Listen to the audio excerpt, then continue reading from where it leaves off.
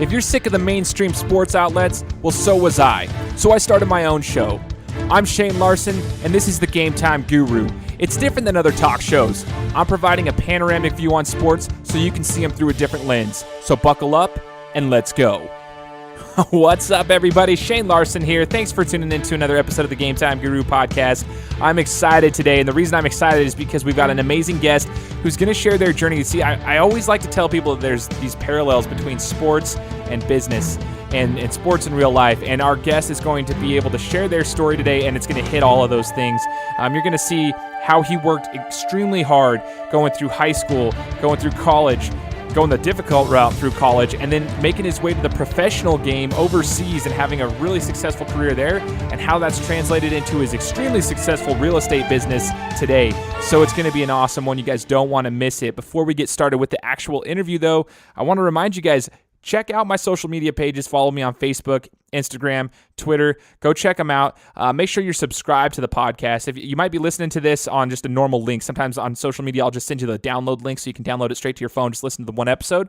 But if you want to go back and listen to other interviews, there's something that caught your eye. You're like, hey, that might resonate with me, that specific interview. Or, hey, I know who Adnan Virk is from ESPN or something like that, and you want to go back and listen, go back and listen. Go subscribe to my show. It's free. So hit me up. It's Spotify, iTunes, Google Podcasts, CastBox, TuneIn, any podcast platform. You can even find me on YouTube.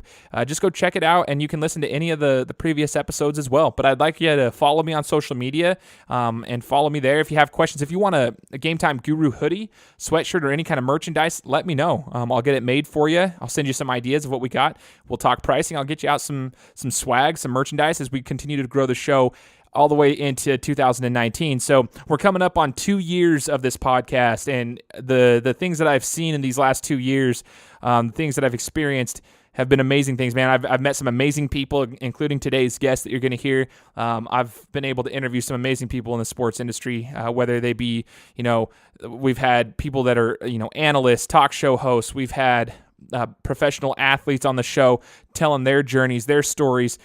We've had, a guy who worked as the director of fan engagement for a minor league baseball organization. We've gotten so many people on this show from all around the sports world, and it's been such an honor for me to build these relationships with people on this platform. Such an awesome opportunity. So for all of those who have supported me so far, I truly appreciate it. If you're new to listening to the show, I appreciate you tuning in. I really do. Even if it's just for one episode, I appreciate you listening to me. Appreciate all those who have shown support and have, reached out to get different guests on the show to share their journeys. I really appreciate it as we continue to move forward and grow this brand, the Game Time Guru. It's people like you that help it be successful. So thanks so much. So I want you guys to buckle up, take a deep breath, get ready for this. It's Fridays when this is launching, right? So this is Friday. But if you're listening to this on the weekend, whatever day it is, Saturday, Sunday, Monday, whatever, whether you're in your car, whether you're sitting in the hot tub with your headphones on, just chilling, or if you're in the sauna at the gym or you're doing cardio at the gym, you're listening to this, I want you to relax. I want you to sit back, relax, and take this in, because you're going to want to take some notes. Today's guest is going to be an influential interview, because you're going to hear the journey that he went on to get to where he is today, and I can't wait for you to hear his story. If you're a local athlete out of the Treasure Valley, or you're a parent with an athlete that's coming up through the ranks, they're young athletes, they want to hear this. You're going to want to listen to this. You're going to want to share it with your kids, because this guy is basically the Idahoan.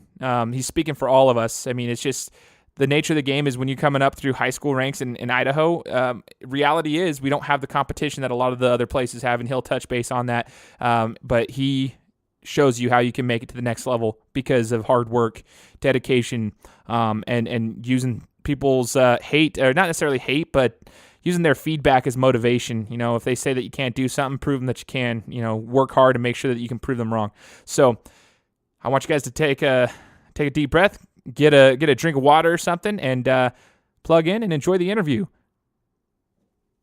We're bringing on an amazing guest with an amazing story, going through the high school ranks to the college ranks to the professional ranks, and then even into the business realm in real estate. I've got Mr. Matt Bauscher joining me today. Matt, thanks so much for joining us on the Game Time Guru podcast. Thanks for having me, Shane. Excited to be on.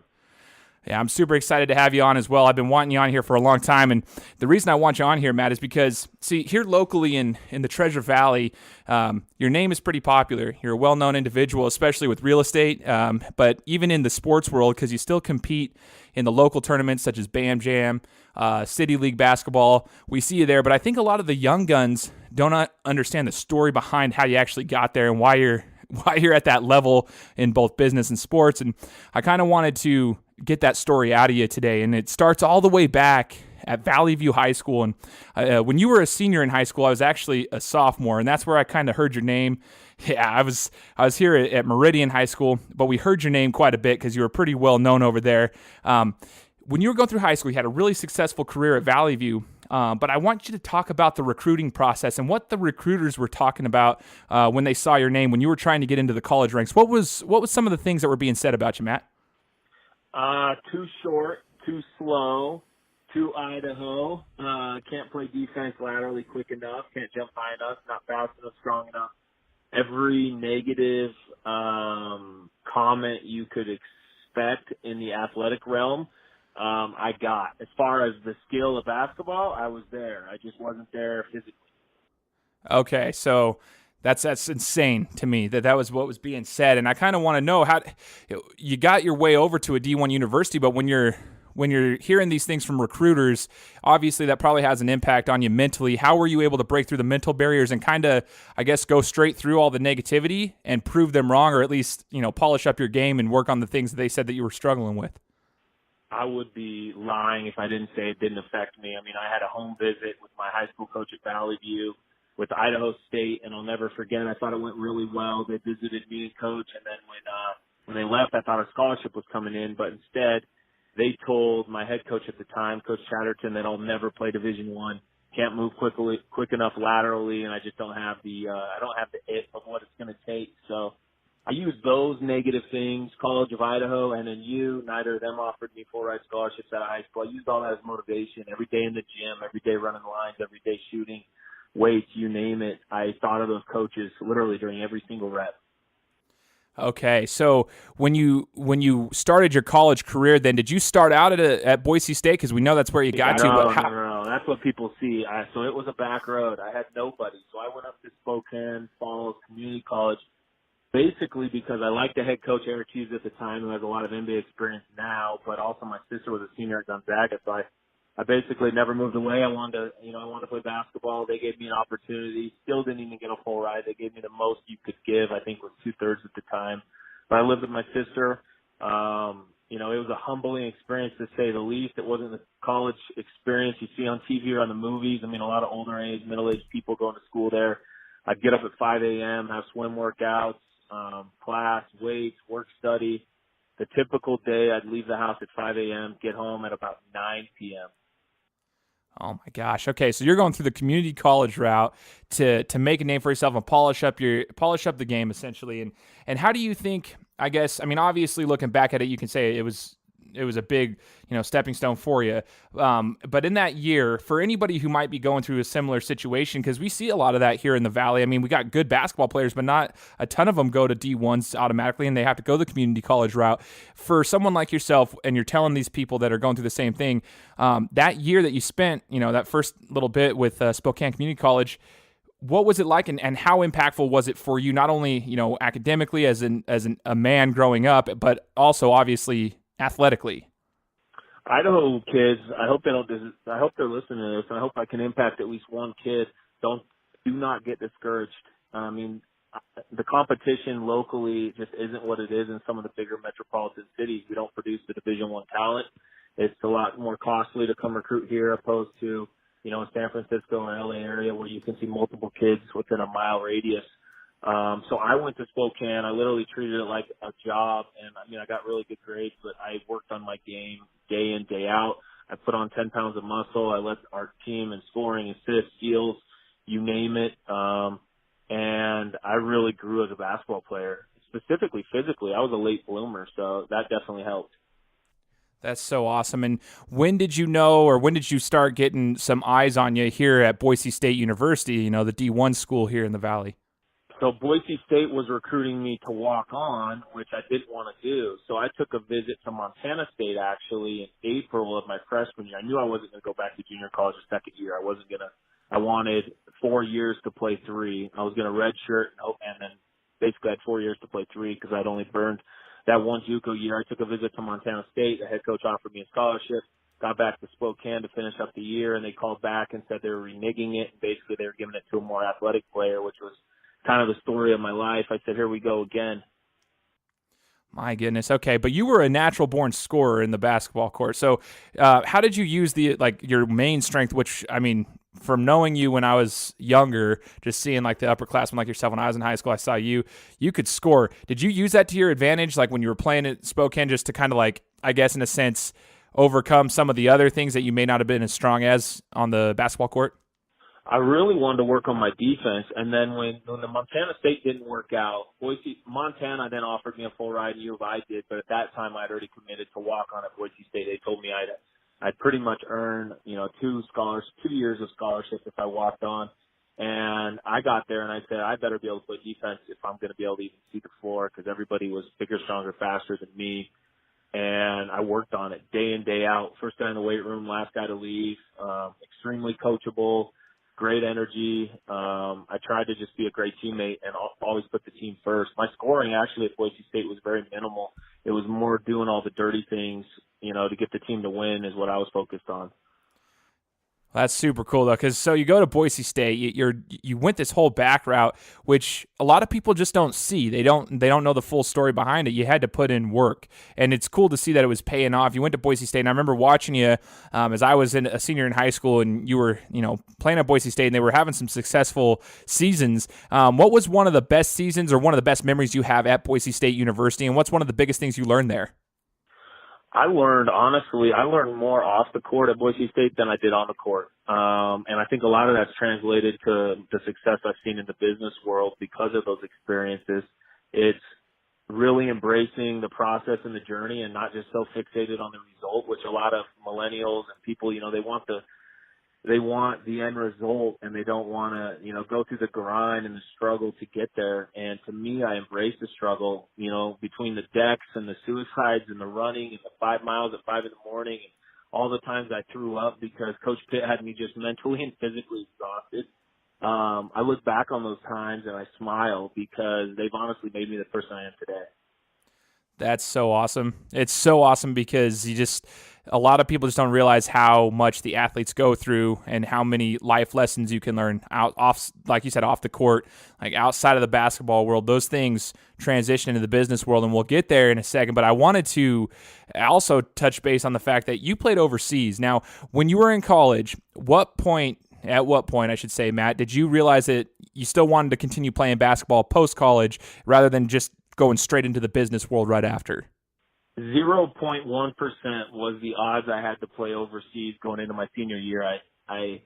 Our team wasn't expected to have the success we were the senior year, and this goes back to you got to have a winning team in order to fulfill your individual, goals and aspirations. And our senior year was, to go back to your other question, was my favorite year. We went 25-9. We won the conference. We won the tournament, triple overtime down in New Mexico. We went to the NCAA tournament for the first time in almost 2 decades.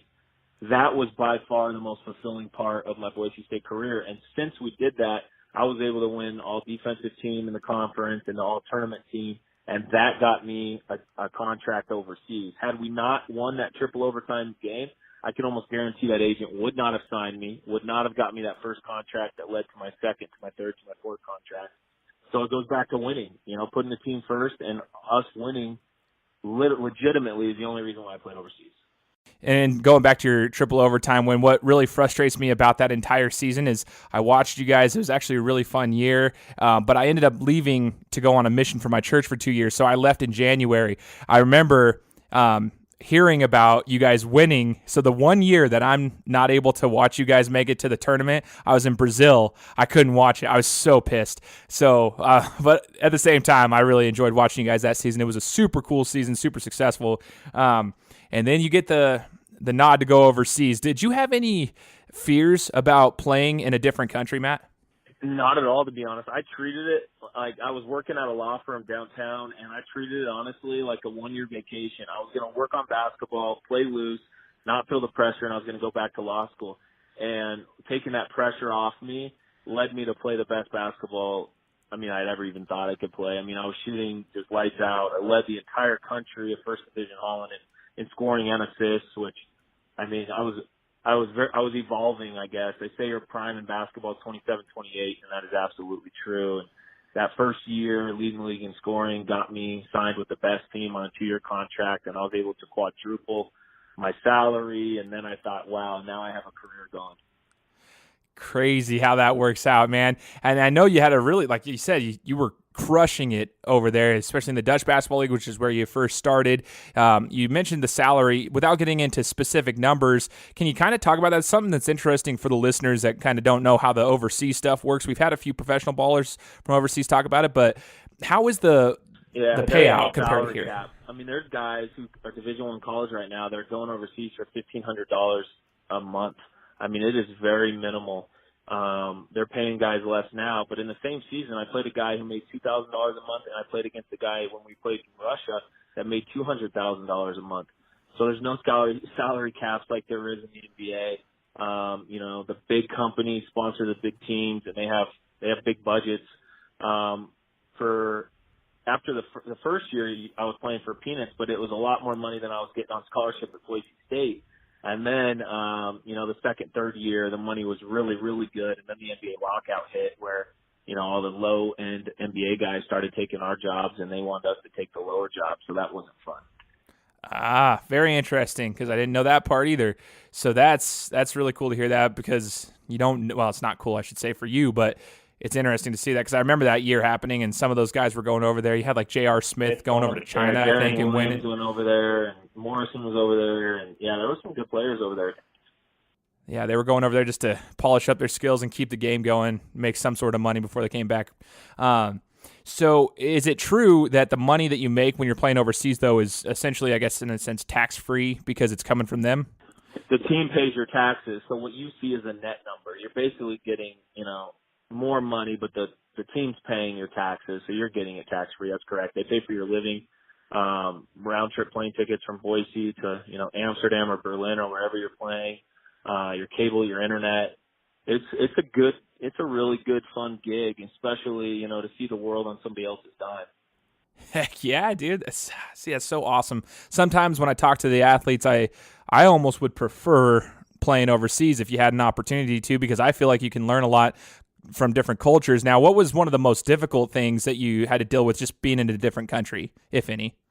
Being away from home, and I am such a go personality, and where you'd work out, for 4 hours a day, and then you sleep, let's say 10 hours a day, you got a lot of time to just kind of sit and think. And I ended up getting my master's degree online while I was over there. I was studying for that law school exam again my first year, so I stayed busy. But you definitely have to keep yourself entertained, because there's a lot of downtime where, I could see a lot of people not lasting. Totally. And Matt, when did you realize, you went from the DBL, and then can you explain the countries you played in? You taled about it before we started recording. I played in the top league in Germany, which is a really, really good league. And then I went back to the Netherlands. We've got to play EuroLeague 2 of those years in the Netherlands, where we traveled to Istanbul, Turkey, and Russia, and we went to Athens, Greece, and we got to play in France and kind of all over. And Belgium, that was a blast, getting to see other cultures and all that fun stuff that came along with it. Gosh dang.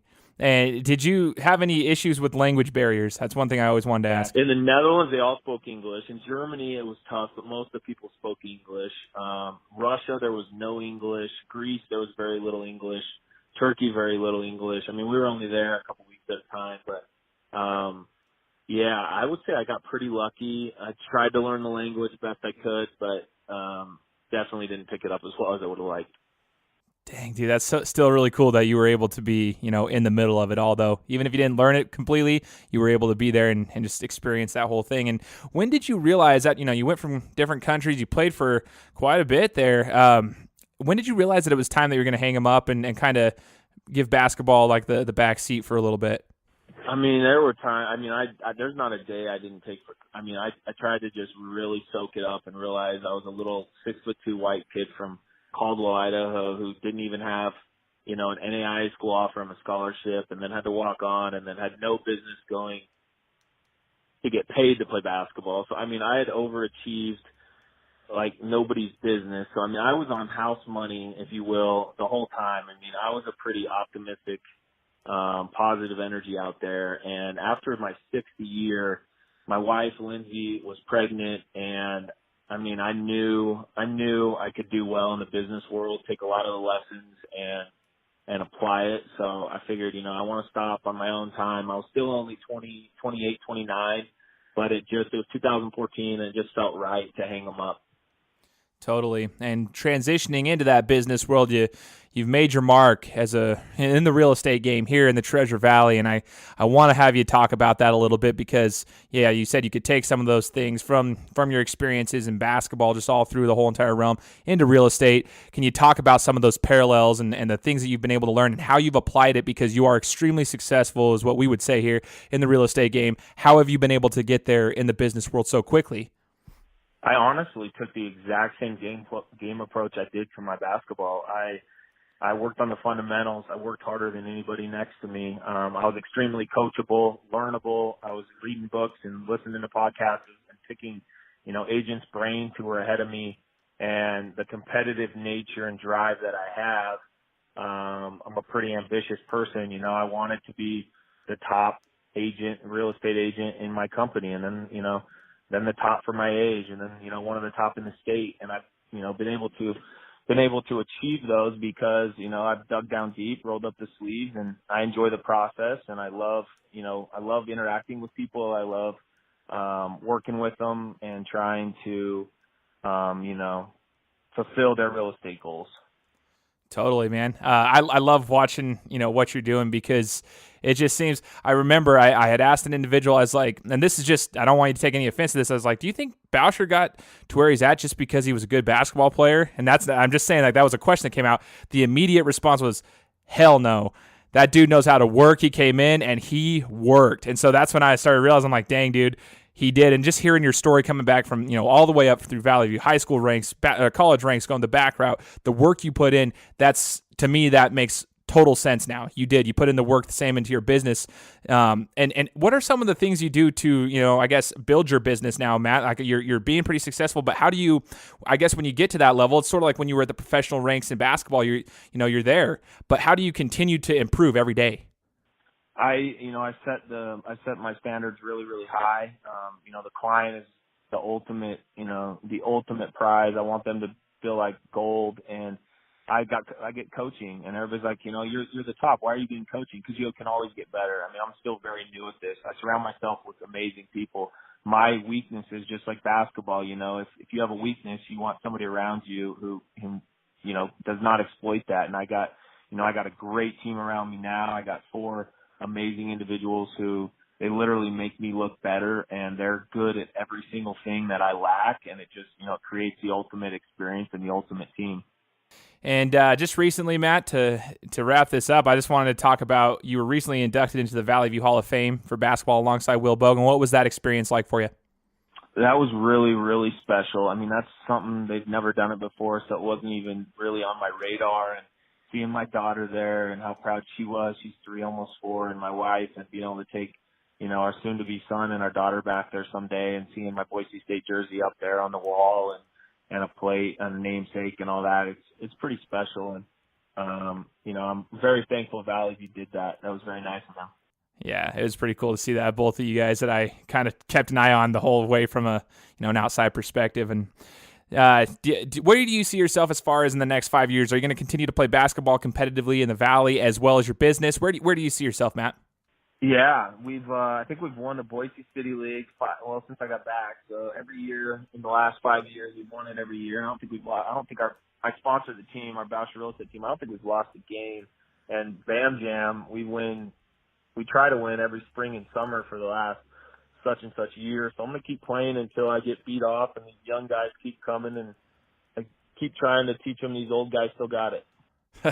Yeah, dude, it's crazy. You guys, for some reason, nobody can put a team together to knock you off in any one of them, whether it's the City League 5-on-5 or the 3-on-3 tournaments. For some reason, nobody can quite do it. You guys are doing really good. So to end it off here, Matt, can you just give us a shout out as far as where we can find you as far as your real estate business and where, like, whether it's social media, website, whatever you want to say so we can find you out? Yeah, our website is BauscherRealEstate.com, and I'm on Facebook, Instagram, and Twitter, just Matt Bauscher. So, yeah, find me, write me if you got questions. Young kids, I'd love to help you, talk to you, inspire you, anything I can do to fulfill your dreams. I'd like to see a lot more local kids, fulfilling their dreams like I was able to. Awesome. I really appreciate it, Matt. Thank you so much for joining us today. Awesome. Thanks a lot, Shane. I really appreciate it. Yeah, no problem, man. You take care. And for all the listeners out there, we'll talk to you next week. Guys, thanks so much for listening to another episode of my show. Now, if you could go and do me a favor, head over to iTunes, give me 5 stars, and leave me a review, it would be greatly appreciated. Thanks, guys. Appreciate your support.